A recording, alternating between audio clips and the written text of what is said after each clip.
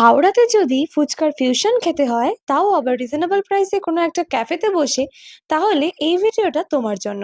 Yes, এটা হলো আইস and spice, যেটা রয়েছে হাওড়ার আমরাজার তলার আগে দশের পল্লী ক্লাবের ঠিক উল্টো দিকের গলিতে। হাওড়ার মধ্যে ফিউশন ফুচকাতে এনারা কিন্তু অন্যতম।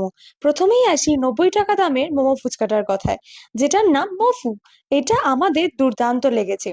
ভেতরে মোমোর একটা সুন্দর স্টাফিং এবং উপরে ঝুড়ি ভাজা চাট মশলা দিয়ে সুন্দর একটা ফিউশন।